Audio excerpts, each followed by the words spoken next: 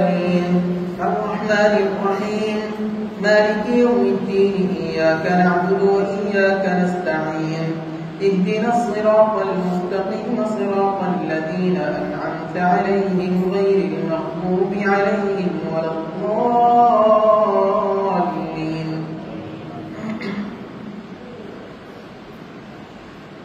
يوم ندعو كل أناس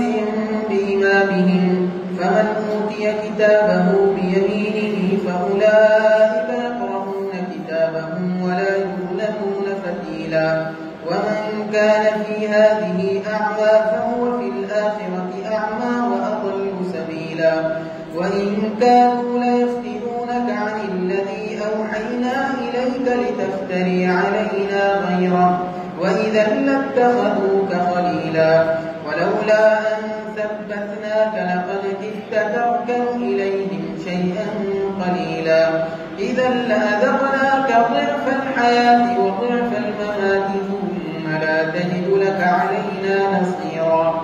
وإن كانوا ليستفزونك من الأرض ليخرجوك منها وإذا لا يلبثون خلافك إلا قليلا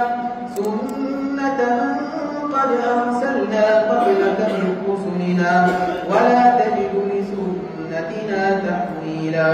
أقم الصلاة لدلوك الشمس إلى غسق الليل وقرآن الفجر إن قرآن الفجر كان مشهودا ومن الليل فتهجد به نافلة لك عسى أن يبعثك ربك مقاما محمودا وقل رب أدخلني مدخل صدق وأخرجني مخرج صدق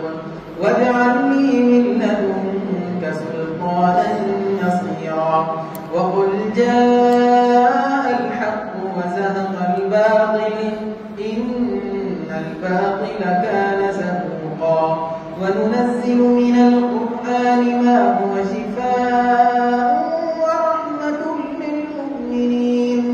ولا يزيد الظالمين إلا خسارا وإذا أنعمنا على الإنسان أعرض ونأى بجانبه وإذا مسه الشر كان يئوسا